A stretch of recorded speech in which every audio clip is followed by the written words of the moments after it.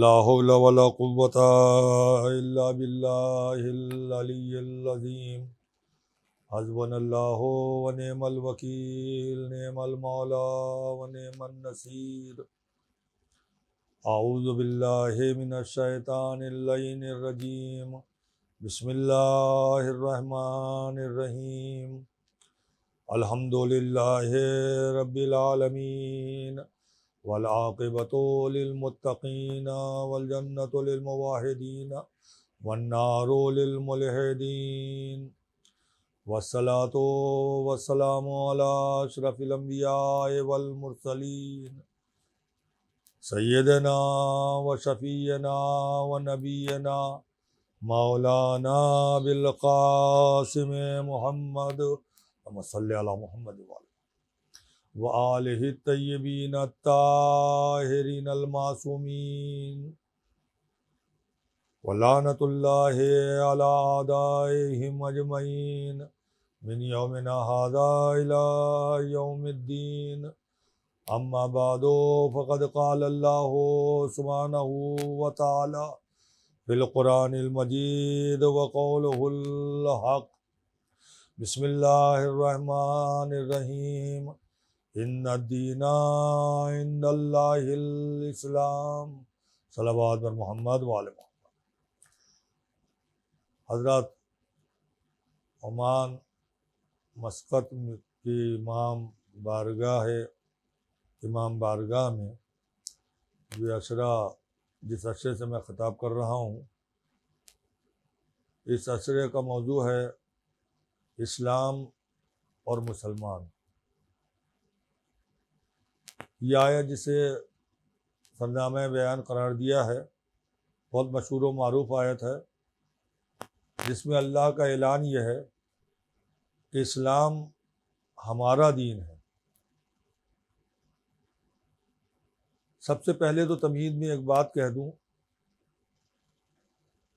کہ دنیا کا کوئی بھی مذہب یا کوئی بھی دین یا شریعت یا آسمانی کتاب خود بخود نہیں آتی ہے، بلکہ لائی جاتی ہے۔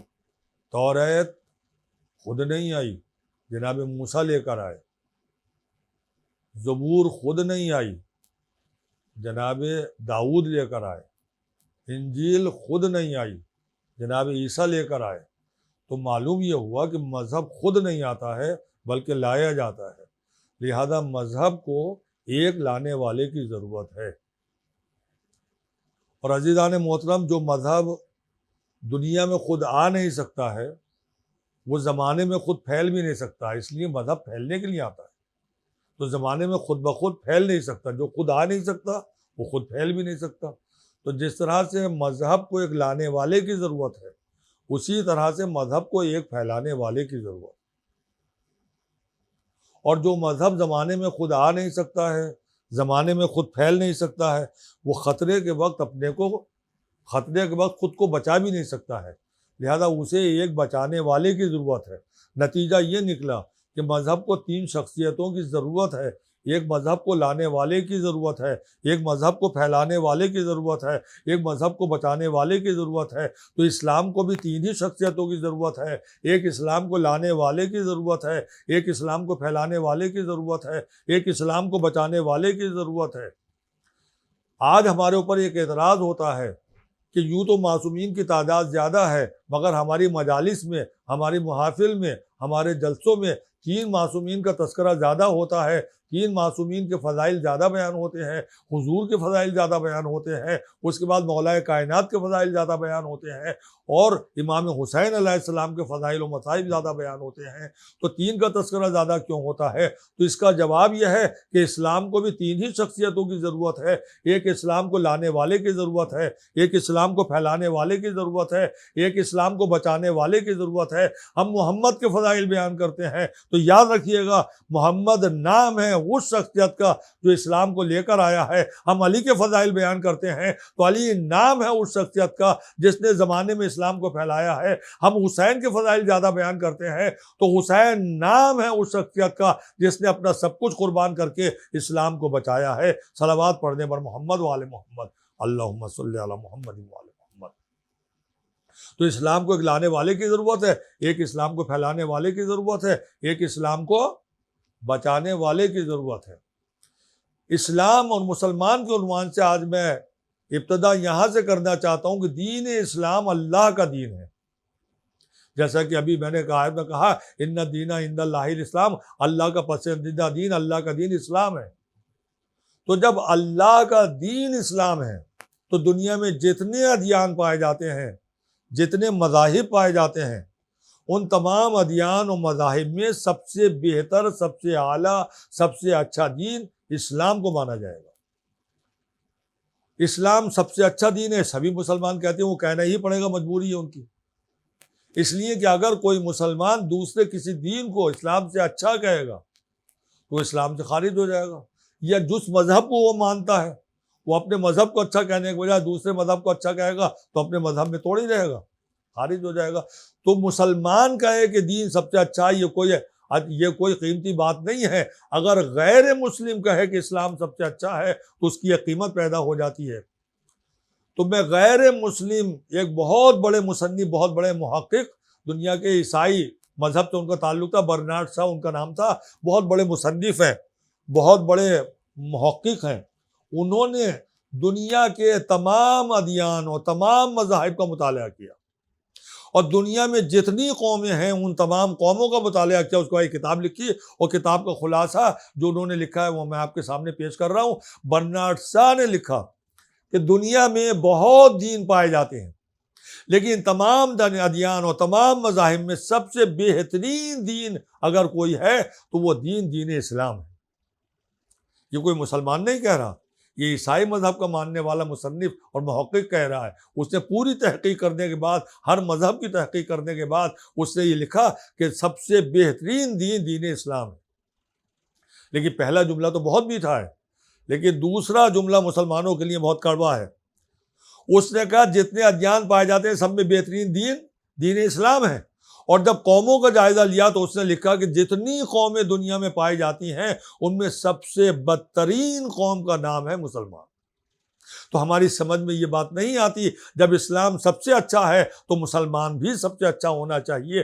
یہ کیا ہوا کہ اسلام تو بہت اچھا ہے مگر مسلمان بہت برے ہیں، اسلام بہترین دین ہے مگر مسلمان بدترین قوم ہے۔ یہ بات سمجھ میں نہیں آتی ہے، بہت غور کرنے کی ضرورت ہے کہ دنیا بھر میں آج آپ بھی اس حقیقت سے واقف ہیں، کوئی ملک ایسا نہیں، کوئی جگہ ایسی نہیں، ہر جگہ پہ مسلمان بدنام ہیں، جھوٹے مسلمان ہیں، غیبت کرنے والے مسلمان ہیں، حسد کرنے والے مسلمان ہیں، دہشت گرد مسلمان ہیں، یہ ساری برائیوں کے دھبے ہمارے دامن کے اوپر ہیں۔ آخر کیوں ہیں یہ دھبے؟ اچھا دین ہونے کی وجہ سے اچھے مسلمان کیوں نہیں بن سکے؟ اللہ کا دین اسلام سب سے اچھا دین، اللہ کے ماننے والے، اسلام کو ماننے والے مسلمان سب سے برے۔ آخر اس کا سبب کیا ہے؟ میں اور آگے بڑھ کے کہنا چاہتا ہوں، اسلام سب سے اچھا، مسلمان سب سے برے۔ اس کے بعد اللہ نے دین اسلام کو حضور سرور کائنات اپنے محبوب کے حوالے کیا، اور جب حضور اسلام لے کر اس دنیا میں آئے تو اتنی بلندیوں پر فائز ہو کر دنیا میں آئے کہ خود قرآن نے کہا یہ خلق عظیم پر فائز ہیں۔ کبھی کہا یاسین، کبھی کہا طٰہٰ، کبھی کہا یا ایھا المزمل، کبھی کہا یا ایھا المدثر، کبھی رحمت للعالمین کہا، کبھی سراجم منیر کہا۔ یہ تو قرآن میں اللہ کہہ رہا ہے، لیکن خود جو کافر تھے، جو حضور کو مانتے نہیں تھے، نہ نبی مانتے تھے، نہ ان کی نبوت کا کلمہ پڑھتے تھے، انہوں نے بھی صادق کہا اور امین کہا۔ تو اتنی بلندیوں پر فائز نبی جن کی نبوت کا کلمہ ہم سبھی پڑھتے ہیں، نبی بہت اچھے ہیں، لیکن نبی کی نبوت کا کلمہ پڑھنے والے بہت اچھے کیوں نہیں؟ یہ سوچنے کی بات ہے یا نہیں ہے؟ یہ غور کرنے کا محل ہے یا نہیں ہے؟ اس بات کی توجہ دینی چاہیے، نہیں دینی چاہیے؟ نبی بہت اچھے ہیں مگر نبی کی نبوت کا کلمہ پڑھنے والے مسلمان پوری دنیا میں بدنام ہیں۔ آخر اس کا سبب کیا؟ اور آگے بڑھ کے دو باتیں اور کہنا چاہتا ہوں۔ بعد پیغمبر اسلام سب سے بلند اور فضائل و کمال کی مالک شخصیت کا نام ہے علی ابن ابی طالب، اللہم صلی علی محمد۔ میرے مولا بعد پیغمبر اسلام سب سے بلند ہے، خود رسول خدا نے کہا علی کو کسی نے نہیں پہچانا مگر میں نے اور خدا نے پہچانا ہے، خدا کو کسی نے نہیں پہچانا مگر میں نے اور علی نے پہچانا ہے، مجھے کسی نے نہیں پہچانا مگر علی اور خدا نے پہچانا ہے۔ اور کبھی کہا علی مع الحق والحق مع علی، علی حق کے ساتھ ہے، حق علی کے ساتھ ہے۔ کبھی کہا انا مدینۃ العلم و علی بابھا، یہ مولا کائنات کے فضائل حضور سرور کائنات کی زبان سے ادا ہو رہے ہیں۔ تو بعد پیغمبر اسلام سب سے بلند اور فضائل و کمالات کے مالک ہے میرے مولا، اور ہم جتنے بھی ہیں غلامان حیدر کرار کہلاتے ہیں، یہ نہیں کہلاتے۔ تو میں ہاتھ جوڑ کر اپنی قوم کے تمام بھائیوں سے، اپنی قوم کے تمام بہنوں سے، اپنے بزرگوں سے، اپنے بچوں سے، اپنے نوجوانوں سے سوال کرنا چاہتا ہوں، میرے نوجوانوں، میرے بزرگوں، میرے بھائیوں، میری بہنوں، مجھے بتاؤ، اگر تم علی کے غلام ہو اور علی بہت اچھے تھے، تو جس شہر میں، جس گاؤں میں تم رہتے ہو، جس شہر میں تم رہتے ہو، جس محلے میں تم رہتے ہو، جس صوبے میں تم رہتے ہو، جس ملک میں تم رہتے ہو، وہاں اور قومیں بھی رہتی ہیں، دوسری قوموں کے درمیان میں کیا تمہاری پہچان اس حیثیت سے ہے کہ تم علی کے غلام؟ یا سوچ کے بتاؤ، جس محلے میں تم رہتے ہو، اس محلے میں جو دوسری قومیں رہتی ہیں، کیا وہ اس حیثیت سے آپ کو پہچانتی ہیں کہ یہ علی کے چاہنے والے ہیں اس لیے سچے ہیں، یہ علی کے چاہنے والے ہیں اس لیے امین ہیں، یہ علی کے چاہنے والے، علی کے دوست ہیں، علی سے محبت کرنے والے ہیں اس لیے چوری نہیں کریں گے، یہ ڈکیتی نہیں کریں گے، یہ کسی کا برا نہیں چاہتے ہیں، یہ علی والے ہیں؟ اگر یہ پہچان ہے آپ کی، یہ پہچان آپ نے بنائی ہے کہ دنیا کی ساری قومیں آپ کے کردار کو دیکھ کر، آپ کے اخلاق کو دیکھ کر، آپ کے عمل کو دیکھ کر بے اختیار پکارتی ہیں یہ علی والے ہیں، یہ قابل اعتبار ہے، اگر یہ پہچان بنائی ہے تو آپ کو غلام مولا کائنات کہنے کا حق حاصل ہے۔ اور اگر یہ علیحدہ سے پہچان ہماری نہیں ہے کہ ہم علی والے ہیں اس لیے سچے ہیں، ہم علی والے ہیں اس لیے غیبت نہیں کریں گے، ہم علی والے ہیں جھوٹ نہیں بولتے ہیں، ہم علی والے ہیں کسی کا برا نہیں چاہتے ہیں، ہم علی والے ہیں ہم حسد نہیں کرتے ہیں، ہم علی والے ہیں چوری نہیں کرتے ہیں، ہم علی والے ہیں یہ غیبت نہیں کرتے ہیں، تو اگر یہ پہچان بنی ہے تو یقیناً آپ کو علی کا غلام کہنے کا حق حاصل ہے۔ اور اگر یہ پہچان اپنے گاؤں میں، اپنے ملک میں، اپنے شہر میں، اپنے محلے میں ہم یہ نہیں بنا سکے ہیں تو ہمیں علی کا غلام کہلانے کا حق حاصل نہیں۔ اور گھروں میں رہنے والی میں اپنی بہنوں سے سوال کرنا چاہتا ہوں، یقیناً تم کنیز جناب فاطمہ زہرا، فاطمہ زہرا کا مرتبہ کتنا بلند ہے، اللہ نے انہیں کائنات کی تمام عورتوں کا سردار بنایا، جناب حوا سے لے کے آج تک اور آج سے لے کے قیامت تک جتنی عورتیں دنیا میں آئیں گی ان سب کی سردار جناب سیدہ ہیں یا نہیں ہیں؟ ان کا مرتبہ اتنا بلند ہے کہ حضور سرور کائنات سب سے بلند ہے، بعد خدا سب سے بلند ہے۔ یہ جس محفل میں جاتے ہیں، جس مجمع میں جاتے ہیں، ان کی تعظیم کے لیے سب کھڑے ہو جاتے ہیں، ملائکہ کے مجمع میں جاتے ہیں تو ملائکہ تعظیم کو کھڑے ہو جاتے ہیں، انبیاء کے مجمع میں آتے ہیں تو انبیاء تعظیم کے لیے کھڑے ہو جاتے ہیں، رسول کے مجمع میں جاتے ہیں تو رسول تعظیم کے لیے کھڑے ہو جاتے ہیں، مگر جب وہ بارگاہ جناب فاطمہ میں آتے ہیں یا جناب فاطمہ رسول خدا کے پاس جاتی ہیں تو وہ جو کائنات جس کے لیے تعظیم کھڑی ہو جاتی ہے وہ رسول خدا فاطمہ کی تعظیم کے لیے کھڑی ہو جاتی ہے۔ تو اتنی باوقار خاتون کی کنیزوں سے میں یہ کہنا چاہتا ہوں کہ میری بہنوں مجھے بتاؤ، جس گاؤں میں، جس شہر میں، جس ملک میں تم رہتی ہو اور دوسری قوموں کی عورتوں سے بھی ملتی ہو تو کیا ان عورتوں کے درمیان تمہاری یہ پہچان ہے یہ فاطمہ کی کنیز ہیں اس لیے ان کے چہرے پر نور ہے، یہ فاطمہ کی کنیز ہیں اسی لیے ان کے چہرے پر روب و جلال ہے، یہ فاطمہ کی کنیز ہیں اسی لیے سچ بولتی ہیں، یہ فاطمہ کی کنیز ہیں اسی لیے کسی سے حسد نہیں کرتی ہیں، یہ فاطمہ کی کنیز ہیں اس لیے کسی سے جلتی نہیں ہے، یہ فاطمہ کی کنیز ہیں اس لیے کسی کی نقل نہیں اتارتی ہیں، یہ فاطمہ کی کنیز ہے اس لیے باوقار ہے۔ اگر یہ پہچان آپ نے بنائی ہے دوسری قوموں کی عورتوں کے درمیان اور وہ آپ کے جناب سیدہ کے توسط سے وہ آپ کو پہچان رہی ہیں تو یقیناً آپ کو کنیز فاطمہ کہنے کا حق حاصل ہے۔ اور اگر یہ پہچان نہیں ہے تو آپ کو معاذ اللہ، تو آپ کو میں ہاتھ جوڑ کے کہوں گا کہ آپ کو کنیز فاطمہ کہنے کا حق حاصل نہیں ہے. لہذا اگر تم یہ چاہتی ہو کہ تمہیں دنیا کی عورتیں کنیز فاطمہ کے نام سے پہچانے، اور تمام میں اپنے بھائیوں سے کہنا چاہتا ہوں، اگر تم یہ پہچان بناؤ کہ آپ کو غلام علی کی حیثیت سے لوگ پہچانے اور نبی کی نبوت کا کلمہ پڑھنے والوں کی حیثیت سے تمہیں پہچانے، تو اگر اس حیثیت سے پہچاننے لگیں گے لوگ تو نبی والا کہلانے کا بھی، نبی والے کہلاتے ہوئے بھی تمہیں فخر ہوگا، علی کا غلام کہنے کا حق بھی تمہیں حاصل ہو جائے گا، اور فاطمہ کی کنیز کہلانے کا حق بھی ہماری بہنوں کا حاصل ہو جائے گا. ایک مرتبہ صلوات پڑھ دیں بر محمد وآل محمد، اللہم صلی علی محمد وآل محمد. تو سب سے پیاری بات جو میں اس مجلس میں اس وقت کہنا چاہتا ہوں وہ یہی ہے کہ نبی والے ہیں تو نبی کی سیرت پر عمل کر کے دکھائیں، ہم علی والے ہیں تو علی کی سیرت پر عمل کر کے دکھائیں، اور بہنیں فاطمہ کی کنیزیں ہیں تو سیرت فاطمہ کو اپنے گھر میں رائج کر کے دکھائیں. اگر نبی کی سیرت اور علی کی سیرت اور فاطمہ کی سیرت ہمارے گھروں میں داخل ہو جائے گی تو پوری دنیا میں جو مسلمان بدنام ہیں یہ بدنامی نیک نامی سے تبدیل ہو جائے گی. آج ہر مسلمان دنیا میں یہ فریاد کرتا ہوا نظر آتا ہے کہ پوری دنیا میں مسلمانوں کو بدنام کر دیا ہے. دہشت گرد مسلمان ہے، جھوٹ بولنے والا مسلمان ہے، چوری کرنے والا مسلمان ہے، قتل کرنے والا مسلمان، ساری برائیاں مسلمان کے دامن کے اوپر ہیں. تو آخر یہ برائیاں ہمارے مقدر کیوں بنی؟ یہ بدنامی کیوں ہے ہمارے لیے؟ اس بدنامی کو نیک نامی سے بدلنے کا ذریعہ کیا ہو سکتا ہے؟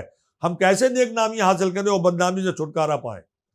تو اگر ہم مسلمان ہیں تو ہمیں معلوم ہونا چاہیے، اگر ہم نے نبی کی نبوت کا کلمہ پڑھا ہے تو ہمیں معلوم ہونا چاہیے کہ رسول خدا نے آپ کو یہ حکم دیا تھا، طلب العلم فریضۃ علی کل مسلم و مسلمہ، ہر مرد مسلمان کو، ہر مسلمان عورت کو علم حاصل کرنے کی ضرورت ہے.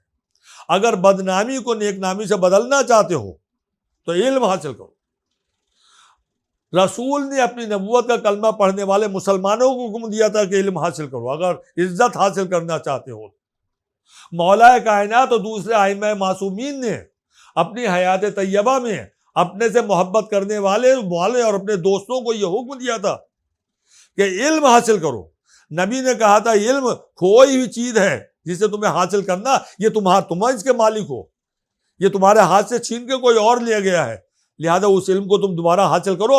جہاں علم ہوگا، نبی نے فرمایا اور تمہارے مولا نے فرمایا، جہاں علم ہوگا وہیں حکومت ہوگی، جہاں علم ہوگا وہیں سلطنت ہوگی، جہاں علم ہوگا وہیں طاقت ہوگی، جہاں علم ہوگا وہیں قوت ہوگی، جہاں علم ہوگا وہیں عزت ہوگی، جہاں علم ہوگا وہیں وقار ہوگا، جہاں علم ہوگا وہیں اچھی پہچان ہوگی.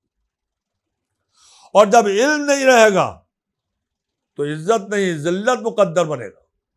اگر علم چلا جائے گا تو حکومت بھی چلی جائے گی، سلطنت بھی چلی جائے گی، طاقت بھی کم ہو جائے گی، کمزوری آ جائے گی، نہ کوئی پہچان، نہ کوئی معیار، نہ کوئی وقار، سب کچھ رخصت ہو جائے گا. نبی نے کہا علم حاصل کرو گے تو سب کچھ مل جائے گا، اور علم چلا جائے گا. اللہ جس قوم کو ذلیل کرنا چاہتا ہے اس قوم سے علم کی پیاس کو واپس لے لیتا ہے. جب تک ہمارے پاس علم رہا پوری دنیا میں ہماری عزت تھی، ہماری عظمت تھی، ہمارے پاس طاقت تھی، ہمارے پاس قوت تھی، ہمارے پاس حکومت تھی، ہمارے پاس سلطنت تھی، ہماری پہچان تھی، ہمارا معیار تھا، ہمارا وقار تھا پوری دنیا میں، اور دوسری قومیں ہماری اس طاقت کو مانتی تھیں اور ہمیں سلام کرتی. جب علم نہیں رہا تو سب کچھ رخصت ہو گیا.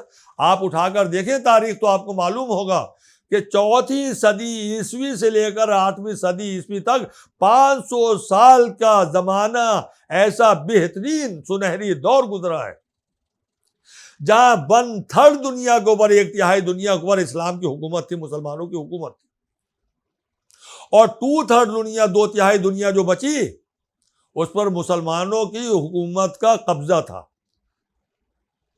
روب طاری تھا. وہ ساری بچی ہوئی دنیا جو تھی وہ مسلمانوں سے مرعوب تھی. لہذا دیکھا جائے تو پوری دنیا پر مسلمانوں کا قبضہ تھا. 500 سال تک کیوں؟ اس لیے کہ سن 4 صدی عیسوی تک نبی اور امام کی تعلیمات کی روشنی میں جب مسلمانوں نے علم کو حاصل کر لیا اور سارا علم مسلمانوں کے پاس آ گیا تو ساری دنیا کمزور ہو گئی اور مسلمان طاقتور ہو گیا، حکومت بھی قائم ہو گئی، سلطنت بھی قائم ہو گئی، عزت بھی مل گئی، وقار بھی مل گیا۔ نبی نے مسلمانوں کو صاحب علم بنانے کے لیے اپنی حیات طیبہ میں مختلف طریقے آزمائے۔ اس زمانے میں جنگوں میں جب لوگ اسیر ہو کر آتے تھے تو ان کی رہائی کے لیے پیسہ طلب کیا جاتا تھا کہ تمہارا عزیز، تمہارا بھائی، تمہارا بیٹا اسیر ہو کر آیا ہے، اگر اس کی رہائی چاہتے ہو تو اتنا مال دے دو اور اپنے بھائی کو، اپنے بیٹے کو یا اپنے باپ کو چھڑا کے لے جاؤ۔ لیکن نبی کے زمانے میں جو جنگیں ہوئیں اور لوگ اسیر ہو کر آئے تو ان کی رہائی کے لیے نبی نے مال طلب نہیں کیا، بلکہ اعلان یہ کیا، تمام اسیروں کو بٹھا کے آپ نے کہا کہ تم جو بھی علم جانتے ہو، جو بھی فن جانتے ہو، تمہاری رہائی کا پروانہ ہے وہ علم ہمارے مسلمانوں کو سکھا دو۔ ہمیں دولت نہیں چاہیے، تمہاری رہائی کے لیے مال نہیں چاہیے، سونا نہیں چاہیے، پیسہ نہیں چاہیے، بلکہ جو کچھ تم چاہتے ہو، جو کچھ بھی تم جانتے ہو، جو بھی علم تمہارے پاس ہو، وہ ہمارے مسلمانوں کو سکھا دو۔ جب مسلمانوں کو اپنا علم سکھا دو گے تو یہی تمہاری رہائی کا پروانہ بن جائے گا۔ تو جو کچھ دنیا والے اسیر ہو کے جب آتے تھے تو جو علم ان کے پاس تھا وہ مسلمانوں کی طرف منتقل ہونے لگا، اور 200-300 سال کے بعد ہی، 200-400 سال کے بعد ہی تمام مسلمانوں کے پاس جب علم آ گیا تو دنیا کے اوپر ان کی حکومت قائم ہو گئی، عزت بھی مل گئی، وقار بھی مل گیا، طاقت بھی مل گئی، قوت بھی مل گئی۔ دنیا کی قومیں سلام کرنے پر مجبور ہو گئی۔ علم کس طرح سے آیا؟ نبی نے کوششیں کی، ائمہ معصومین نے ہدایات جاری کی، مسلمانوں نے علم حاصل کیا، عزت مل گئی، بدنامی نیک نامی سے تبدیل ہو گئی۔ لیکن یہی نیک نامی پھر بدنامی سے جب تبدیل ہونے کی منزل میں آئی تو اس کا واقعہ بھی میں آپ کو سناتا ہوں۔ نجف میں جب آیت اللہ العظمیٰ آغا مرشی نجفی جب تعلیم حاصل کر رہے تھے، طالب علم تھے، اس زمانے میں عراق کے اوپر برطانیہ کی حکومت تھی، انگریزوں کی حکومت تھی، تو وہ اپنا شہریہ لے کر، اپنا وظیفہ لے کر واپس آ رہے تھے۔ لبے سڑک ایک عورت کچھ پرانی کتابیں بیچ رہی تھی، اس میں ایک کتاب آغا مرشی کو بہت قیمتی اور بہت نایاب لگی۔ وہ بیٹھ گئے، اس اور کتاب دیکھی، اور جب پسند آئی وہ کتاب، اور انہوں نے سمجھ لیا کہ بہت نایاب کتاب ہے، اسے لے لینا چاہیے، تو اس بزرگ عورت سے انہوں نے کہا اس کی قیمت کیا ہے؟ تو اس نے اس کتاب کی قیمت جو بتائی وہ آغا مرشی کے پاس نہیں تھی، اتنا پیسہ نہیں تھا۔ تو انہوں نے اس سے کہا بھائی میرے پاس اتنے پیسے دے دو۔ وہ ابھی راضی نہیں ہوئی تھی، ابھی گفتگو ہو ہی رہی تھی۔ ایک گھوڑے کے اوپر انگریز سپاہی ادھر سے گزر رہا تھا، اس نے دیکھا کہ طالب علم کتاب خریدنے کی کوشش کر رہا، وہ سمجھ گیا کوئی قیمتی کتاب ہے، لہٰذا وہ گھوڑے سے اترا اور آنے کے بعد اس عورت سے کہا یہ کتاب مجھے دکھاؤ۔ اس نے کتاب دیکھی اور اس کے بعد اس عورت سے کہا یہ کتنا پیسہ دینا چاہتے ہیں؟ کہا یہ اتنا پیسہ دینا چاہتے ہیں اور میں اتنا مانگ رہی ہوں۔ تو اس سپاہی نے کہا میں جتنا تم طلب کر رہی ہو اس سے 4 گنا زیادہ قیمت دینے کے لیے تیار ہوں، یہ کتاب مجھے دے دو۔ مگر وہ مومنہ تھی بزرگ عورت، اس نے کہا تم 10 گنا زیادہ بھی قیمت دو گے تو میں تمہیں یہ کتاب نہیں دوں گی، اس کے پاس پوری قیمت نہیں ہے مگر میں کتاب اسی کو دوں گی۔ اور اس نے آغا مرشی کے بعد جو پیسے تھے وہ لے لیے اور کتاب آغا مرشی کو دی، اس سپاہی کو نہیں دی۔ وہ گھوڑا دوڑاتا ہوا آگے بڑھ گیا۔ آغا مرشی جلدی سے اپنے مدرسے میں آئے۔ مدرسے میں آنے کے بعد انہوں نے اپنے ساتھیوں کو، دوستوں کو بلایا، اور دوستوں کو بلانے کے بعد یہ کہا کہ دیکھو ابھی انگریز آئیں گے اور یہ کتاب چھین کے لے جائیں گے۔ یہ دور زیروکس کا دور نہیں تھا، فوٹو کاپی کا دور نہیں تھا، مشینیں نہیں تھی، سائنس نے اتنی ترقی نہیں کی تھی، لہذا انہوں نے جلد توڑ کر 2-2 3-3 صفحے اپنے دوستوں میں تقسیم کر دیے۔ کہا جلدی قلم سے لکھ لو تاکہ سپاہیوں کے آنے سے پہلے یہ کتاب نقل ہو جائے، اس کی دوسری نقل تیار ہو جائے۔ چنانچہ جلدی سارے طالب علموں نے مل کر اس کو لکھنا شروع کیا، اور جب آخری سطر لکھ گئی تو جلدی سے ابھی جلد انہوں نے تیار کی تھی کہ گھوڑوں کے ٹاپوں کی آواز آنے لگی اور سپاہیوں نے آن کے حملہ کر دیا اور وہ کتاب آغا مرشی سے چھین کے لے گئے، مگر اس کی نقل تو تیار ہو گئی تھی۔ اس واقعے سے آپ نے یہ تو اندازہ لگا لیا کہ جو علم ہمارے پاس تھا وہ انگریز اس طرح سے چھین کے لے کے گئے، اور اس کے دیکھتے ہی دیکھتے جب انہوں نے ہر جگہ سے، ہر ملک میں یہی کیا، ہندوستان میں مسلمانوں کے پاس علم تھا وہ بھی وہی لے گئے، جو عربوں میں علم تھا وہ بھی وہی لے گئے، تو نتیجہ یہ ہوا جب ہمارا علم ان کے پاس منتقل ہو گیا تو پھر وہ طاقتور ہو گئے، ان کی حکومتیں قائم ہو گئیں، ہماری حکومتیں ایک ایک کر کے ختم ہونے لگیں، اور اس کے بعد مسلمانوں کا اقتدار جاتا رہا، اور آج نوبت اسی جہالت کی بنا پر پہنچی ہے کہ پوری دنیا میں مسلمان بدنام ہو گئے۔ اب اس بدنامی کو نیک نامی سے بدلنے کا ایک ہی ذریعہ ہے کہ علم حاصل کرو، جہاں علم ہوگا وہیں عزت ہوگی، جہاں علم ہوگا وہیں حکومت ہوگی، جہاں علم ہوگا وہیں طاقت ہوگی۔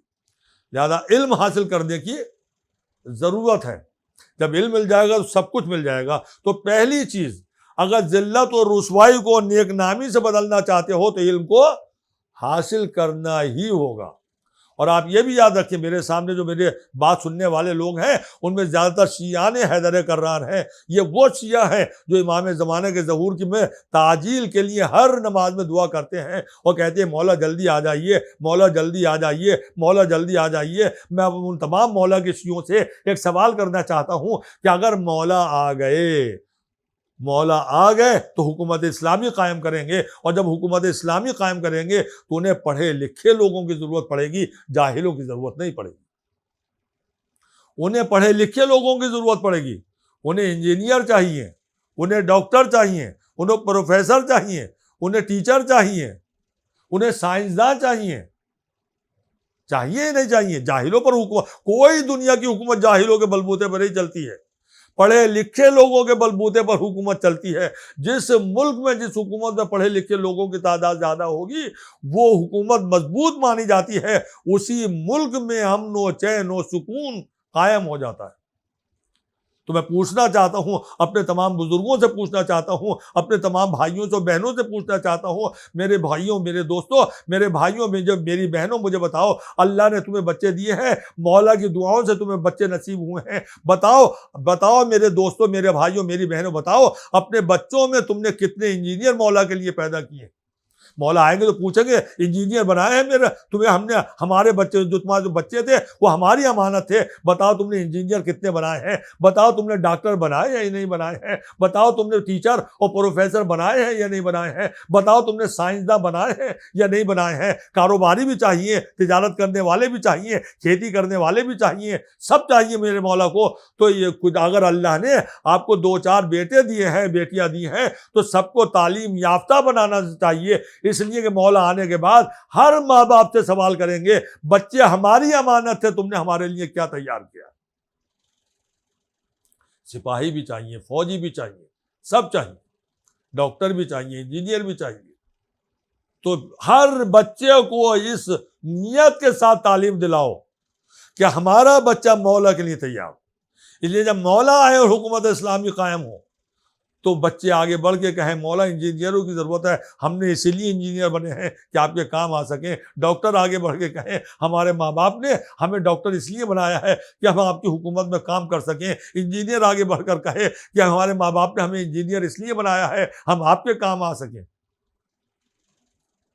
اور جب اس طرح سے سماج و معاشرے میں ہمارے بچے، ہمارے نوجوان تعلیم یافتہ ہو جائیں گے تو مولا کے ظہور سے پہلے ہی ہمیں عزت بھی مل جائے گی، بدنامی نیک نامی سے بھی بدل جائے گی، ہمیں طاقت بھی مل جائے گی، ہمیں حکومت میں حصہ داری بھی مل جائے گی۔ تو پہلی چیز، اگر بدنامی سے نیک نامی سے بدلنا چاہتے ہو اور دنیا میں عزت دار بننا چاہتے ہو تو اپنے بچوں کو تعلیم یافتہ بناؤ۔ ایک مرتبہ صلوات پڑھ دیں بر محمد وآل محمد، اللہم صلی علی محمد وآل محمد، نیک نام بناؤ۔ پہلی چیز، اگر بدنامی کو نیک نامی سے بدلنا چاہتے ہو تو علم حاصل کرو، علم حاصل کرو۔ آپ کے نبی نے کہا علم حاصل کرو، آپ کے مولا علی نے کہا علم حاصل کرو، آپ کی شہزادی فاطمہ نے کہا علم حاصل کرو، آپ کے امام حسن اور امام حسین اور تمام باقی ائمہ نے 12 امام تک کی خواہش یہی ہے کہ اپنے بچوں کو تعلیم یافتہ بناؤ۔ تو پہلی چیز علم ہونا چاہیے۔ بدنامی کو نیک نامی سے بدلنا چاہتے ہو تو دوسری چیز جو آپ کے نبی نے اور ہمارے امام نے سب نے کہا ہے، دولت مند بنو، غریبی سے کام نہیں چلے گا۔ غریب حکومت نہیں چلا سکتے، غریبوں کے بلبوتے پر کوئی حکومت نہیں چلتی ہے، لہذا دولت مند چاہیے ہمیں۔ شیعان حیدر کرار کو مولا غریب دیکھنا نہیں چاہتے، مالدار دیکھنا چاہتے۔ اگر شیعہ غریب رہ گئے تو ہمارا معاشرہ پست ہو جائے گا، ذلت ہمارا مقدر بن جائے گی۔ نہیں، دولت حاصل کرنا چاہیے، امیر بننا چاہیے۔ یہ غلط ہے، اسلام کے اوپر الزام ہے کہ غریبی کو ہم پسند کرتے ہیں، ہمارے مولا غریب، تو غلط ہے، الزام ہے۔ اسلام آپ کو غریب دیکھنا نہیں چاہتا، اسلام آپ کو مالدار دیکھنا چاہتا ہے، اسلام آپ کو دولت مند دیکھنا چاہتا ہے۔ آپ کے مولا آپ کو امیر دیکھنا چاہتے ہیں، آپ کے مولا آپ کو پیسہ والا دیکھنا چاہتے ہیں۔ اس لیے آپ کے مولا نے کہا ہے کہ ہمارے چاہنے والے کے پاس سب سے اچھا گھر ہونا چاہیے۔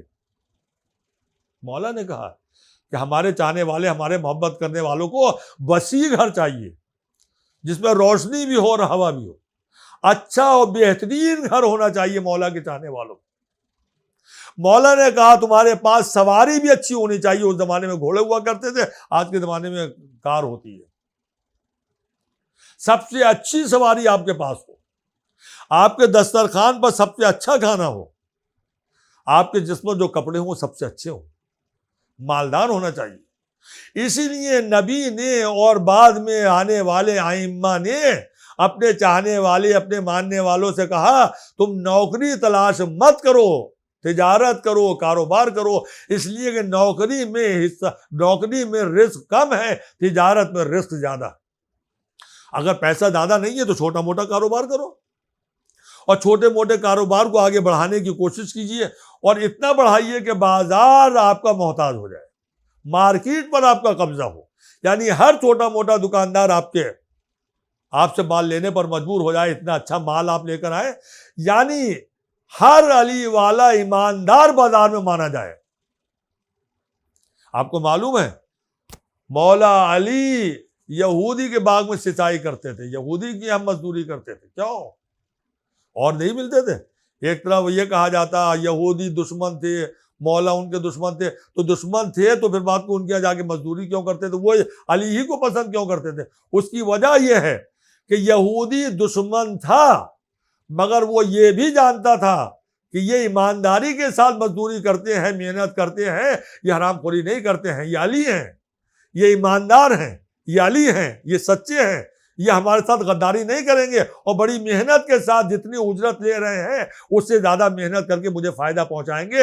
اسی لیے وہ یہودی مولا کائنات کے سپرد کام کیا کرتے تھے۔ آج اب اگر علی والے ہیں، علی کی سیرت پر عمل کرتے ہیں، تو پھر اپنا کردار دنیا کے سامنے اس طرح سے پیش کریں کہ دنیا کو جب بھی ضرورت ہو تو وہ علی والے کو تلاش کریں، وہ کہیں علی کے ماننے والے ہیں، جھوٹ نہیں بولتے ہیں، آپ کی پہچان یہ ہونی چاہیے، یہ علی والے ہیں، ان کو مزدوری پہ رکھیں گے تو یہ ایمانداری کے ساتھ محنت کریں گے، یہ علی والے ہیں، جھوٹ نہیں بولیں گے، یہ علی والے ہیں، چوری نہیں کریں گے، لہذا علی والوں کو وہ تلاش کریں۔ اگر آپ کاروبار کرتے ہیں، تجارت کرتے ہیں، تو ہر بازار کا ہر دکاندار یہ کہہ کے آپ کے پاس آئے کہ ان کے اوپر ہمیں اعتبار ہے، یہ جو کچھ بھی مال دیں گے بڑی ایمانداری کے ساتھ دیں گے، اس میں دھوکہ نہیں کریں گے، کم تول کے نہیں دیں گے، ایمانداری ان کی پہچان ہے، سچائی ان کی پہچان ہے، یہ علی والے ہیں، لہذا دھوکہ نہیں دیں گے، یہ علی والے ہیں، جھوٹ نہیں بولیں گے، یہ علی والے ہیں، غیبت نہیں کریں گے، یہ علی والے ہیں، سچے ہیں۔ یہ پہچان بنائیے، اور اس طرح سے جب آپ کی پہچان بن جائے گی کہ آپ سچے ہیں، بے ایمان نہیں ہیں، تو ہر آدمی آپ کے یہاں سے کاروبار کرنے پر مجبور ہو جائے گا، اور جب کاروبار کرنے پر مجبور ہو جائے گا تو آپ کا کاروبار ترقی کرنے لگے گا، اور جب آپ کا کاروبار ترقی کرنے لگے گا تو آپ دولت مند بن جائیں گے، اور جب آپ کے پاس پیسہ آ جائے گا تو پھر اپنے غیر بھی آپ کو سلام کرنے پر مجبور ہو جائیں گے۔ کہ آپ کے ہمارے درمیان میں اردو زبان میں نہیں بولا جاتا ہے کہ اگر غریبی آ جاتی ہے تو سچے قریب ترین رشتے دار بھی ہم سے دور ہو جاتے ہیں، اور رشتے دار کہتے ہوئے شرماتے ہیں، اور اگر ہمارے پاس پیسہ آ جاتا ہے تو غیر بھی رشتے دار بن جاتے ہیں۔ لہذا اگر تم یہ چاہتے ہو غیر بھی آپ کے رشتے دار اور دوست بن جائیں، اس لیے آپ دولت حاصل کیجئے، تجارت کیجئے، کاروبار کیجئے۔ نبی نے کاروبار اور تجارت کو زیادہ توجہ دی۔ جب حضور سرور کائنات کا قیام مدینے میں تھا تو مدینے کی مارکیٹ کے اوپر یہودیوں کا قبضہ تھا، وہ بازار یہودیوں کا تھا، مدینے میں زمین ان کی تھی جہاں پہ بازار تھا، لہذا ہر دکاندار سے وہ بہت زیادہ کرایہ لیا کرتے تھے، اور اس کے بعد جو سودا خریدا جاتا تھا، بیچا جاتا تھا، اس کے اوپر ٹیکس بھی لیتے تھے۔ نتیجہ یہ ہوتا تھا 100 روپے کا مال 500 روپے میں لوگوں جو ضرورت مند تھے ان کے حوالے ہوتا تھا. ہر چیز مہنگی ہوتی تھی. نبی نے غور کیا, مطالعہ کیا, اس کے بعد ایک بہت بڑی زمین خریدی, اور زمین خریدنے کے بعد اس بازار میں اعلان کیا کہ یہودی لوگ دکانداروں سے کرایہ زیادہ لیتے ہیں, اگر تم کرائے سے بچنا چاہتے ہو تو آؤ ہماری زمین پر آ جاؤ, ہم مفت میں تمہیں دکان کرنے کے لیے زمین دیں گے, آؤ ہمارے بازار میں آ جاؤ, ہم مفت میں زمین دیں گے, کوئی کرایہ نہیں لیں گے. اور دوسرا اعلان یہ کیا کہ چاہے تم خریدو مال یا بیچو, ہم تم سے ٹیکس نہیں لیں گے. بس ہماری ایک ہی شرط ہے کہ جتنے پیسے میں تم مال خرید کے لائے ہو معمولی فائدے کے ساتھ اسے فروخت کرو تاکہ عوام کو سستی چیزیں مل سکیں اور مہنگائی سے لوگوں کو چھٹکارا مل جائے. چنانچہ جب نبی نے مفت میں دکانیں تقسیم کرنی شروع کر دی تو سارے دکاندار یہودیوں کے بازار سے اٹھ کر اسلام کے بازار میں آ گئے, اور یہاں آنے بعد انہوں نے کاروبار شروع کیا. دیکھتے دیکھتے یہودیوں کا بازار ختم ہو گیا, اور حضور سرور کائنات نے مسلمانوں کے لیے جو بازار سجایا تھا اور خریدا تھا وہ بازار چلنے لگا. اس طریقے سے پورے بازار کے اوپر مسلمانوں کا قبضہ ہو گیا, اور اس کے بعد پھر مسلمانوں نے کاروبار شروع کیا, تجارت شروع کی. آپ تاریخ اٹھا کر دیکھیں 4 صدی عیسوی سے 8 صدی عیسوی, جیسا کہ میں نے کہا تھا 500 سال کا زمانہ ایسا گزرا ہے جب دنیا بھر میں مسلمانوں کو عزت کی نگاہ سے دیکھا جاتا تھا. طاقت بھی ان کے پاس تھی, حکومت بھی ان کے پاس تھی, سلطنت بھی تھی, حکومت بھی تھی, سب کچھ تھا. تو نبی نے اور امام نے 2 باتیں بتائی تھی. نمبر 1, اگر عزت حاصل کرنا چاہتے ہو تو علم حاصل کرو, عزت حاصل کرنا چاہتے ہو تو دولت حاصل کرو, اگر دنیا میں حکومت چاہتے ہو تو علم حاصل کرو, اگر حکومت قائم کرنا چاہتے ہو تو دولت پہلے حاصل کرو. تو دولت اور حکومت اور عزت کو حاصل کرنے کے لیے علم کا حاصل کرنا اور دولت کا حاصل کرنا کاروبار کے ذریعے سے ضروری ہے. مسلمانوں کے لیے نبی نے 2 فرمان جاری کیے, نمبر 1 علم حاصل کرو, اور نمبر 2 تجارت کرو, کاروبار کرو, پیسہ کماؤ. مگر دولت کے لیے نبی نے کہا مالدار بنو, غریب نہ بنو. یہ الزام ہے کہ ہمارے مولا بہت غریب تھے. جب ممبر سے جا کر یہ پڑھتا ہے کہ جو کی سوکھی بھی روٹیاں مولا گھٹنے سے توڑ کے کھاتے تھے, تو تصور یہ پیدا ہوتا ہے ہائے ہمارے مولا غریب تھے. جب رشتہ لے کر جناب سیدہ کا گئے تو ممبر سے ہم لوگ پڑھتے ہیں, ذاکرین پڑھتے ہیں کہ رسول خدا نے کہا مال دنیا تمہارے پاس کتنا ہے, مہر میں کہاں سے کیا دینا چاہتے ہو, مہر ادا کرنے کے لیے تمہارے پاس کیا ہے. تو مولا کائنات نے کہا حضور میرے پاس ایک تلوار ہے, ایک زرہ ہے, ایک گھوڑا ہے. 3 چیزیں تو بتائی تھی, سب کو معلوم ہے, آپ لوگوں کو سب کو معلوم ہے, بھائی بھی جانتے ہیں اور بہنیں بھی جانتی ہیں کہ مولا کائنات نے کہا 3 چیزیں ہیں, ایک گھوڑا ہے, ایک زرہ ہے, ایک تلوار ہے. تو جب ممبر سے یہ بیان کیا جاتا ہے کہ مولا کے پاس 3 چیزیں تھیں, مال دنیا تھا, کچھ نہیں تھا, تو سوچنے کے لیے ذہن مجبور ہو جاتا ہے ہائے میرا مولا اتنا غریب تھا. ممبروں سے یہ بہت کم پڑھا جاتا ہے یا نہیں پڑھا جاتا ہے کہ جس دن رسول خدا نے میرے مولا سے یہ سوال کیا ہے جس وقت کہ بتاؤ مال دنیا کتنا ہے, اور وہ جواب دے رہے ہیں ایک گھوڑا ہے, ایک زرہ ہے, ایک تلوار ہے, اسی دن صبح کی تاریخ کوئی نہیں پڑھتا ہے.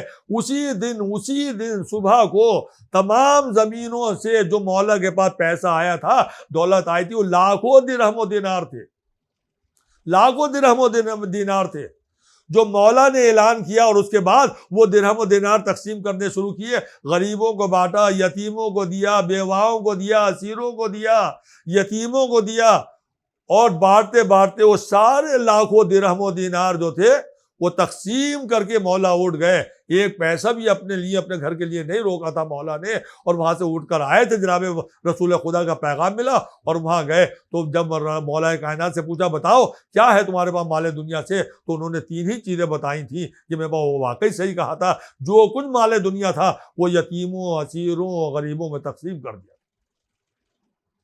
کوئی بھی میرا مولا, میرا امام غریب نہیں تھا.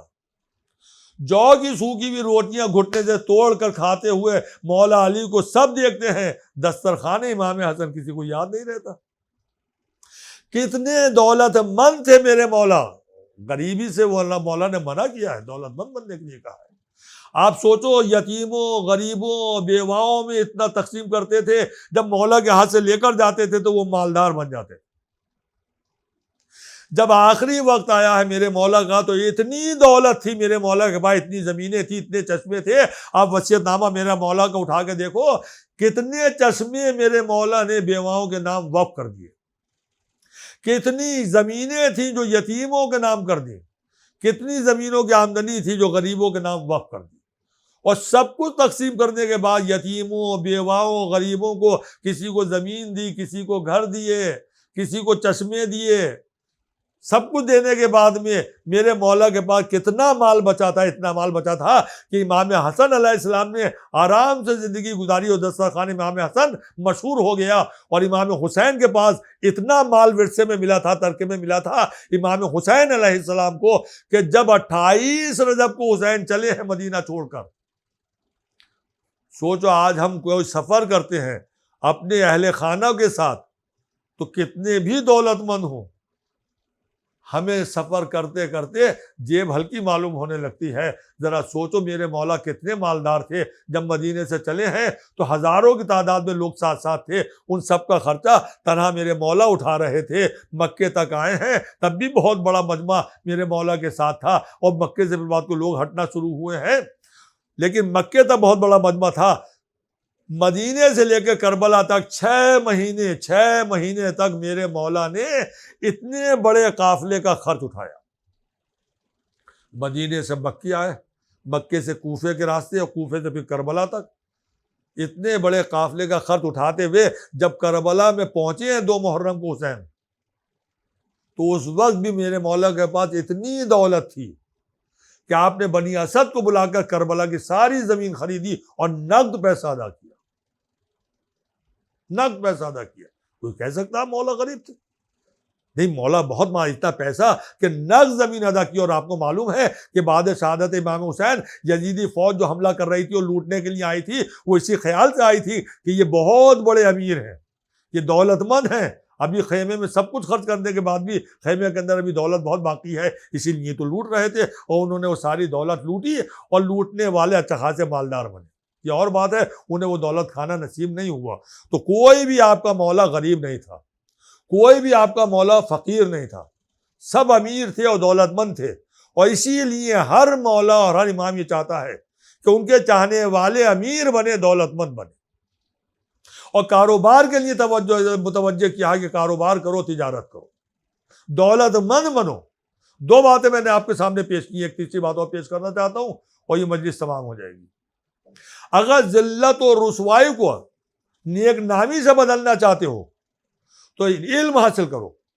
ذلت و رسوائی کو نیک نامی سے بدلنا چاہتے ہو تو دولت حاصل کرو. حکومت حاصل کرنا چاہتے ہو تو علم حاصل کرو. حکومت حاصل کرنا چاہتے ہو تو دولت حاصل کرو.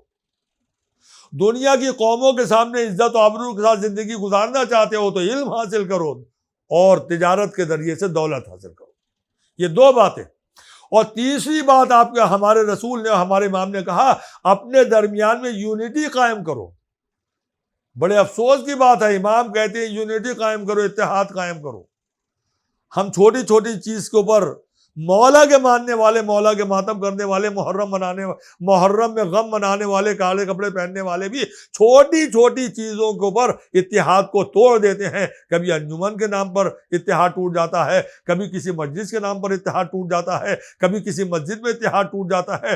اور اسلام یہ کہتا ہے یونٹی اس طرح سے قائم کرو کہ کوئی علیحدہ نظر نہ آئے. وَاعْتَصِمُوا بِحَبْلِ اللَّهِ جَمِيعًا. اللہ قرآن مجید میں کہہ رہا ہے اللہ کی رسی کو مضبوطی کے ساتھ تھامو. وَلَا تَفَرَّقُوا. اور آپس میں اختلاف پیدا نہ کرو. سب مسلمان ہیں، نہ کوئی شیعہ نہ کوئی سنی، یہ تو ہماری پہچان ہے.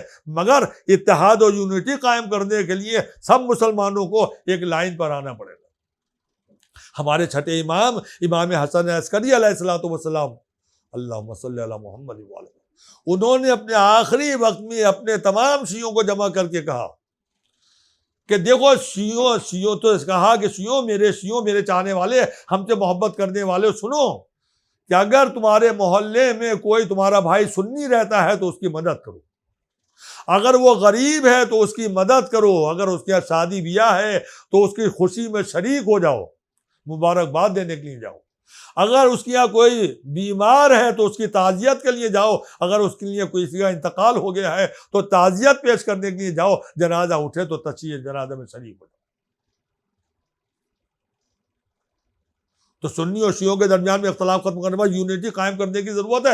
اور میں تو یہ کہتا ہوں اسلامی یونٹی کا مطلب صرف شیعوں کے درمیان یا سنی اور شیعوں کے درمیان میں یونٹی قائم کرنا نہیں ہے، بلکہ اسلامی یونٹی اور اتحاد کا مطلب یہ ہے کہ تمہارے امام یہ چاہتے ہیں، تمہارے رسول یہ چاہتا ہے کہ تم جس شہر میں رہتے ہو، جس گاؤں میں رہتے ہو، جس محلے میں رہتے ہو، جس ملک میں رہتے ہو، اس ملک میں، اس شہر میں، اس محلے میں، اس گاؤں میں جتنی قومیں رہتی ہیں ان قوموں کے درمیان میں اتحاد و اتفاق اور یونٹی کے ساتھ زندگی گزارنے کا نام اسلام ہے۔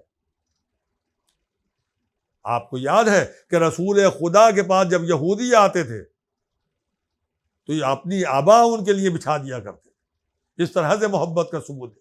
کٹر دشمن بھی ہوتا تھا تو اس کی عیادت کو رسول اس کے گھر جاتے تھے۔ ہمارا وہ اخلاق رسول کہاں چلا گیا؟ ہمارے ذہنوں سے مولا کا یہ اخلاق کہاں چلا گیا؟ لہذا غیروں کے ساتھ بھی یونٹی قائم کر کے رہنا، یہ ہے اسلامی یونٹی۔ اور میں یہ کہتا ہوں، مثال دے کے سمجھایا کرتا ہوں کبھی کبھی، کہ اگر ہمارے محلے میں کوئی غیر مسلم رہتا ہے اور وہاں پہ فساد پھوٹ جائے، کچھ جھگڑا ہو جائے اور خطرہ پیدا ہو جائے، اور وہ غیر مسلم اپنے گھر نہ ہو، باہر ہو، اور اس سے اس کے دوست یہ کہیں کہ ارے تمہارے محلے میں، تمہارے گاؤں میں، تمہارے شہر میں فساد ہو گیا ہے، لڑائی ہو گئی ہے، جھگڑا ہو گیا ہے، تمہارے گھر والوں کو خطرہ ہے، جلدی سے جاؤ، اور وہ پلٹ کے یہ جواب دے کہ نہیں مجھے کوئی خطرہ نہیں، میں مطمئن ہوں، اور وہ کہا کیسے مطمئن ہو، تمہارے گھر میں، تمہارے شہر میں فساد ہو رہا ہے، وہ کہے میں اس لیے مطمئن ہوں کہ میرے گھر کی برابر میں ایک علی والے کا گھر ہے، اور مجھے اس کے اوپر اتنا بھروسہ ہے اور اطمینان ہے کہ چونکہ وہ علی والا ہے، لہذا جب تک علی والا زندہ ہے اس وقت تک میرے گھر کو کوئی خطرہ نہیں ہے، میری بیوی بھی سلامت ہے، میری بیٹی بھی سلامت ہے، میری بہو اور میری بہن بھی سلامت ہے، میرا مال بھی سلامت ہے، اور میرا گھر بھی سلامت ہے، جب تک وہ زندہ ہے جب تک مجھے سوچنے کی ضرورت نہیں ہے۔ اتنا بھروسہ ہو غیر مسلم کو آپ کے اوپر تو علی والا کہنے کا حق حاصل ہے۔ یہ ہے اسلامی یونٹی۔ اگر یونٹی قائم کی، سب سے پہلے اپنے گھر میں یونٹی، اختلاف نہیں ہونا چاہیے، اس کے بعد اپنے خاندان میں یونٹی، اس کے بعد اپنے محلے میں یونٹی، اس کے بعد اپنے گاؤں میں، اپنے شہر میں، اپنے ملک میں یونٹی۔ اگر یونٹی قائم کر کے زندگی گزاری تو تم جنت کے ہیرے بن جاؤ گے، اور اگر یونٹی توڑ دی تو دوزخ کا کوئلہ بن جاؤ گے۔ ہمارے ہندوستان میں ایک بہت بڑے زمانے قدیم میں ایک سائنسداں گزرے ہیں جن کا نام تھا ڈاکٹر سی وی رمن۔ وہ بہت بڑے سائنسداں تھے، انہوں نے ڈائمنڈ اور کوئلے کے اوپر ریسرچ کی، اور ان کی تحقیق کا جز یہ تھا کہ ڈائمنڈ بھی پتھر سے نکلتا ہے اور کوئلہ بھی پتھر سے نکلتا ہے، پہاڑ ہی سے ڈائمنڈ نکلتا ہے اور پہاڑوں ہی سے کوئلہ نکلتا ہے، کوئلے کی کان پہاڑ کی ہوتی ہے۔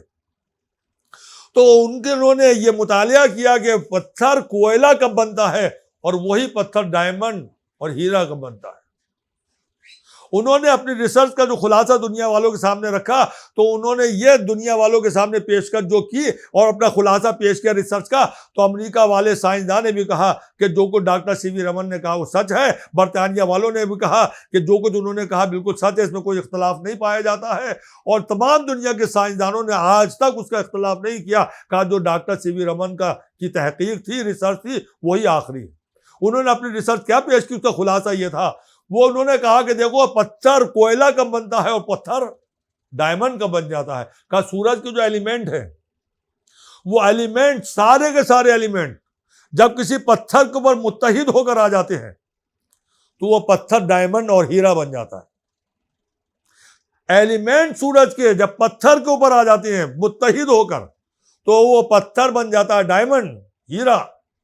اور یہی سورج کے ایلیمنٹ جب پتھر پر آنے کے بعد منتشر ہو جائیں، کوئی مشرق کی طرف، کوئی مغرب کی طرف، کوئی جنوب کی طرف، کوئی شمال کی طرف، کوئی اوپر کی طرف، کوئی نیچے کی طرف، جب منتشر ہو جائیں مختلف راستوں کی طرف چل پڑے تو پھر وہی پتھر ہے کوئلہ بن جاتا ہے.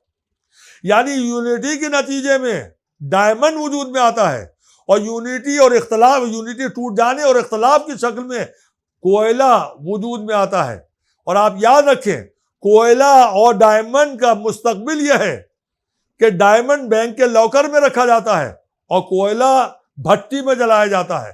ارے میرے دوستوں, میرے بھائیوں, میری بہنوں, اگر تم نے اپنے آپس میں یونٹی قائم کر لی تو ڈائمنڈ بن جاؤ گے, اور یونٹی ٹوٹ گئی تو پھر کوئلہ بن جاؤ گے. اور تمہیں معلوم ہے اگر ڈائمنڈ بن گئے تو پھر جنت کے لاکر میں رکھے جاؤ گے, اور اگر کوئلہ بن گئے تو دوزخ کی بھٹی میں جلائے جاؤ گے کوئلہ بن کر. صلوات پڑھ دے بر محمد وآل محمد, اللہم صلی علی محمد وآل محمد.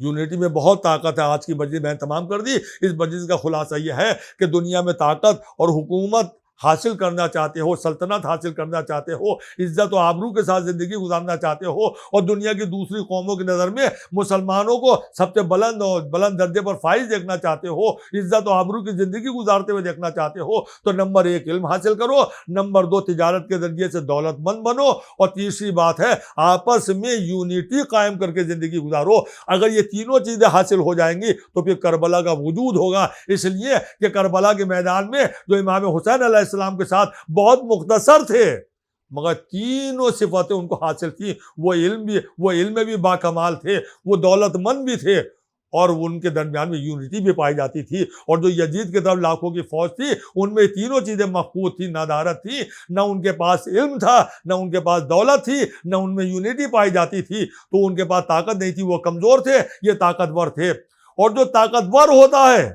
وہ موت تک سے نہیں ڈرتا ہے, اور جو کمزور ہوتا ہے وہ سب سے ڈرتا ہے اور موت سے بھی ڈرتا ہے. یہی تو وجہ ہے کہ حسین کا طاقتور ایک میدان میں آتا تھا تو موت اس کے آگے آگے ہوتی تھی, اور وہ پیچھے پیچھے اس پر موت کو سامنے دیکھتے ہوئے بھی حملہ کرتا ہوا نظر آتا تھا. وہ پیچھے نہیں جاتا تھا, وہ میدان چھوڑ کے بھاگتا نہیں تھا موت کے ڈر سے. مگر یزیدی فوج جس کے پاس نہ علم تھا, نہ دولت تھی, نہ یونٹی کی طاقت تھی, وہ اتنے کمزور تھے, ہزاروں کی تعداد میں ہونے کے باوجود بھی جب حسین کا ایک سپاہی آگے بڑھتا تھا تو وہ دوڑتے ہوئے بھاگتے ہوئے نظر آتے تھے. موت ان کا پیچھا کرتی تھی, اور موت کے ڈر سے فرار ہونا چاہتے تھے. کربلا کے میدان میں ایک طرف یونٹی بھی تھی, تاجر بھی تھے, علم والے بھی تھے. عزیزان گرامی 72 تھے مگر بڑی طاقت تھی. صبح عاشور سے جنگ شروع ہوئی, عصر عاشور کو جنگ ختم ہو گئی. دیکھیں یونٹی میں کتنی طاقت ہوتی ہے. جب یونٹی کی طاقت مل جاتی ہے تو آدمی اتنا طاقتور ہو جاتا ہے, نہ موت سے ڈرتا ہے, نہ بھوک و پیاس سے ڈرتا ہے.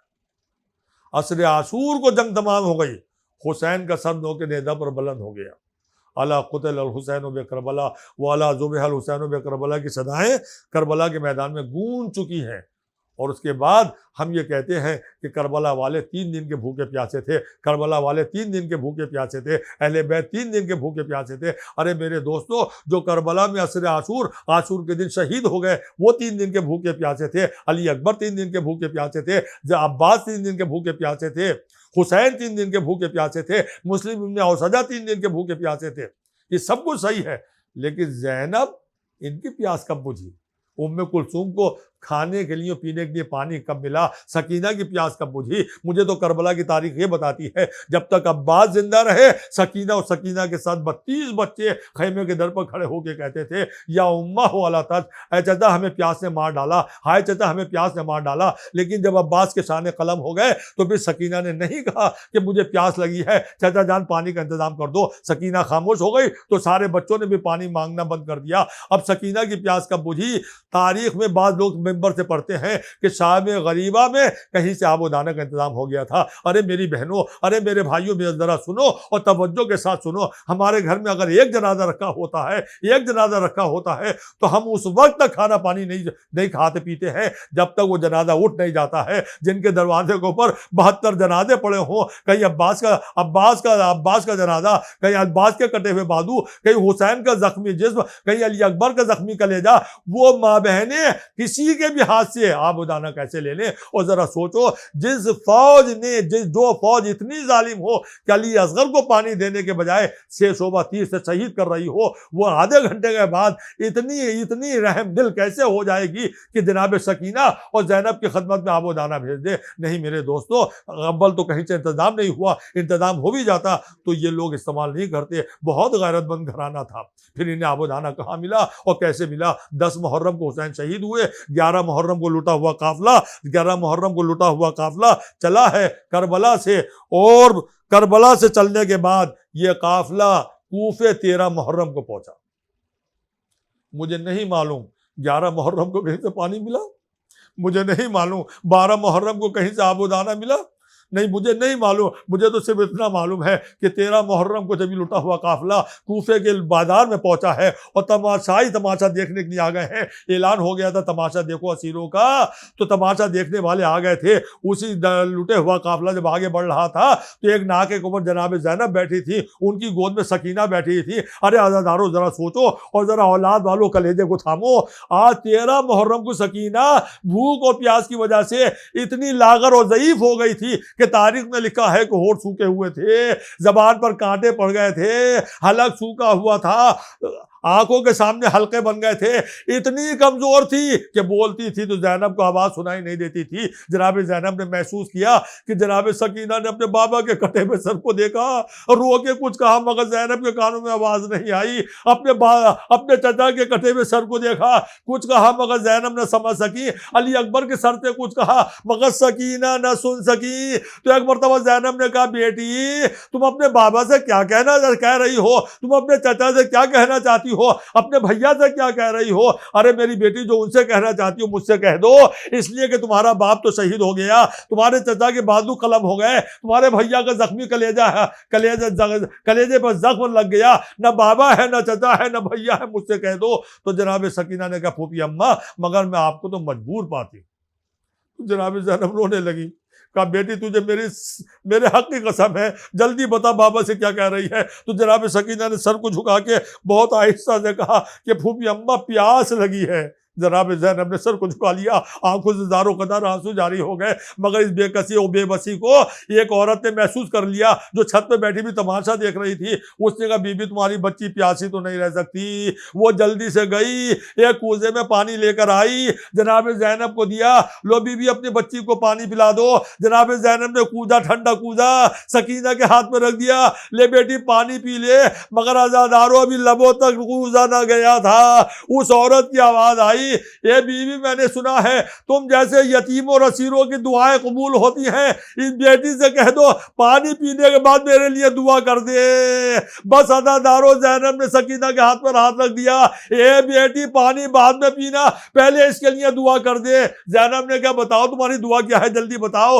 اس نے کہا میری پہلی دعا تو یہ ہے کہ میرے بچے تم جیسے یتیم اور اسیر نہ ہو۔ لو عزادارو زینب رونے لگی، آنکھوں سے آنسو جاری ہو گئے، مگر سکینہ نے پھٹے ہوئے کرتے کے دامن کو اٹھایا، آسمان کو دیکھ کے کہا اے اللہ تجھے میرے بابا کے کٹے ہوئے سر کا واسطہ، اے خدا تجھے میرے چچا کے کٹے ہوئے بازوؤں کا واسطہ، اے خدا تجھے میرے بھیا کے زخمی کلیجے کا واسطہ، اے اللہ تجھے میری یتیمی اور اسیری کا واسطہ، اس کے بچے مجھ جیسے یتیم اور اسیر نہ ہو۔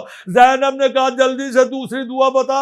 اس نے کہا دوسری دعا یہ ہے کہ میں جلد از جلد رسول کے مدینے چلی جاؤں۔ عزادارو کسی غریب الوطن کو اپنی وطن عالم غربت میں نہ یاد آئے جب عالم غربت میں وطن یاد آتا ہے تو دل ٹکڑے ٹکڑے ہو جاتا ہے۔ مدینے کا نام سنا تو رسول خدا یاد آئے، ماں کی لہد یاد آئی، بھیا حسن یاد آئے، ام سلمہ یاد آئی۔ ایک مرتبہ رو کے کہا بی بی مدینے میں جا کر کرو گی کیا؟ کہا میری شہزادی فاطمہ کا گھر ہے۔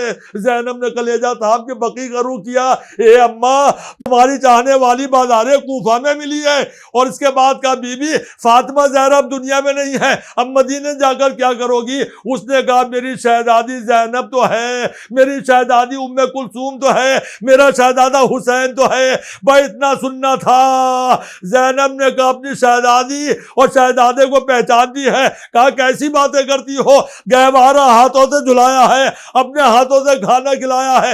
ایک مرتبہ زینب نے چہرے سے بالوں کو ہٹایا، ارے ام حبیبہ تو نے کہا پہچانا؟ میں تیری شہزادی زینب ہوں، یہ میری بہن ام کلثوم ہے، وہ نوک نیزہ پر سر حسین ہے۔ باغ زہرا کربلا میں کاٹا گیا، ہمارا گھر برباد ہو گیا، تمہارے آقا حسین مارے گئے، عباس کے شان قلم ہو گئے، شہزادی کے سر سے چادریں اتر گئی۔ یہ حسین کی یتیمہ سکینہ ہے، رخسار پر شبر نے تماچے مارے، کانوں سے گوشوارے چھینے۔ سیعلم الذین ظلموا ای منقلب ینقلبون، الا لعنۃ اللہ علی القوم الظالمین، رضا بقضائہ وتسلیما لامرہ۔ الہی بحق زہرا، الہی بحق زہرا، الہی بحق زہرا، الہی چاردہ معصومین کا واسطہ ہماری اس مختصر سی ادا کو قبول فرما۔ پالنے والے شیعان حیدر کرار کو مولا کائنات کی سیرت پر عمل کرنے کی توفیق عنایت فرما۔ کنیزان جناب فاطمہ زہرا کو سیرت فاطمہ اپنے گھر میں رائج کرنے کی توفیق عنایت فرما۔ ہمیں جو غریب ہیں ان کی غربت کو دور فرما، جو پریشان حال ہے ان کی پریشانی کو دور فرما، جو مریض ہیں انہیں صحت و شفا عنایت فرما۔ امام کا ظہور جلد فرما، ہمیں ان کے اعوان و انصار میں شامل فرما۔